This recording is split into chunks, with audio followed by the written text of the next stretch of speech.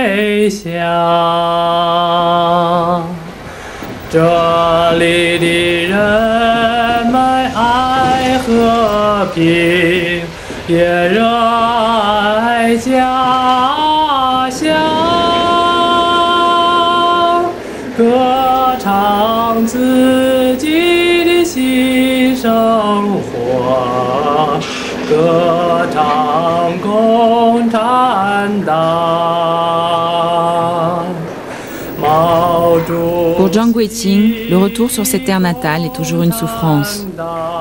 D'autant qu'aujourd'hui, elle doit rendre visite à son mari en prison.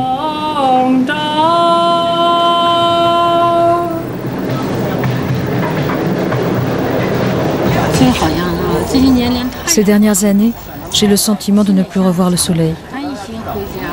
Rentrer à la maison, j'ai plus de maison. J'ai le cœur vide.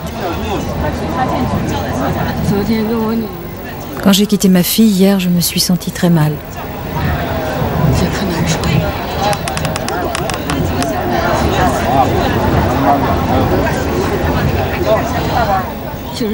J'ai un grand sentiment de tristesse.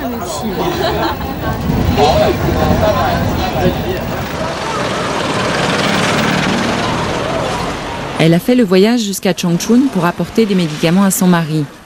La dernière fois qu'elle a eu de ses nouvelles, il venait d'être tabassé par ses gardiens et souffrait d'un traumatisme crânien. La prison a délivré 2 ordonnances, l'une à son nom pour les médicaments habituels, l'autre anonyme. Elle a décidé de les photocopier. Ce sont des preuves. Ils en ont fait une anonyme, celle qui concerne les traces de son tabassage. Tu comprends? Je suis très inquiète. La dernière fois qu'il a parlé à ma cadette, il ne savait pas s'il allait s'en sortir. Zhang ne veut pas que nous l'accompagnions à la prison. Nous décidons de la suivre de loin pour voir le pénitencier. Il nous faudra plusieurs voyages pour y parvenir. Les taxis redoutent d'emmener des étrangers sur cette route de terre. En passant devant ces miradors, je pense à Zhang et sa famille, broyés par le système auquel ils croyaient.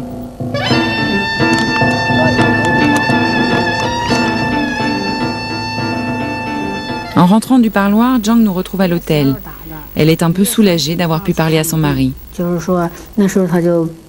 Il a été tabassé le 10 janvier et il a vu le médecin le 31. Il avait des maux de tête et des vertiges. Il ressent toujours les mêmes symptômes, mais psychologiquement, ça va mieux qu'avant. Aujourd'hui, elle s'interroge sur le chemin parcouru. Si j'avais su ce que ça voulait dire, je n'aurais jamais choisi ce chemin. L'État nous avait donné ces terres. Je pensais qu'on était protégé par la loi et par la politique du gouvernement. C'est pourquoi je me suis sentie en droit de pétitionner. Aujourd'hui, en voyant tout ce qui s'est passé, je peux dire que je regrette. Mais je n'ai pas le choix. Il n'y a pas de route de retour. Je ne peux qu'aller de l'avant.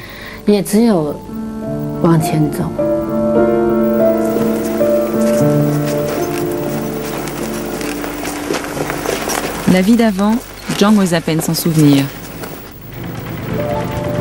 C'était avant que les usines n'arrivent, avant que les faubourgs de Tilin ne viennent empiéter sur leurs champs, avant que la terre ne commence à valoir beaucoup d'argent. Cela fait déjà 12 ans que Zhang est sans foyer. Elle a été obligée de vendre sa maison pour une bouchée de pain. Regardez, d'ici on la voit mieux. Elle ne peut s'empêcher d'en être fière en nous la montrant.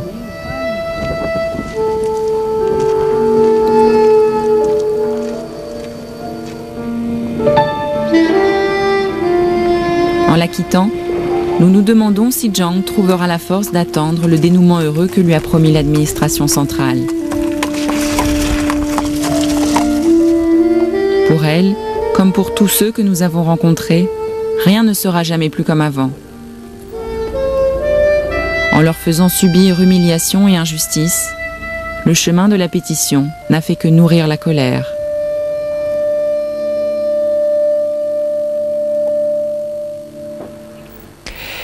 Et Zhang, cette femme que l'on voit à la fin de ce reportage, eh bien, bonne nouvelle. Après 11 ans de procédure, elle vient d'obtenir réparation, en quelque sorte. Un dédommagement de 300 000 yuan, soit 27 000 €, lui a déjà été versé et une maison pour sa famille serait en construction. Elle est donc retournée dans sa province. Quant à Liu Ji, elle a interrompu sa grève de la faim au bout de 6 jours, mais sa demande de libération pour raison médicale n'a pas été acceptée. Quant à son mari, il a été menacé par les autorités locales. Et maintenant, retour sur le parcours fulgurant d'un acteur aujourd'hui au Zénith et que rien ne semble plus vouloir arrêter. Mot de passe, Brice de Nice, Loulou, OSS 117, il s'agit, vous l'aurez reconnu, de Jean Dujardin. Et oui, aujourd'hui c'est Jean des Étoiles, mais lorsqu'il était enfant, sa famille l'avait surnommé Jean de la Lune. Pour passer de l'ombre à la lumière, il lui a fallu à peine 10 ans. Sa vraie vie, comme il dit, commence quand il débarque à Paris, monte sur les planches et fait l'acteur.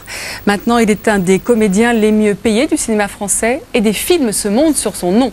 Bientôt sur les écrans, vous le verrez de nouveau dans la peau d'OSS 117, à Rio cette fois, et dans le costume de cow-boy de Lucky Luke.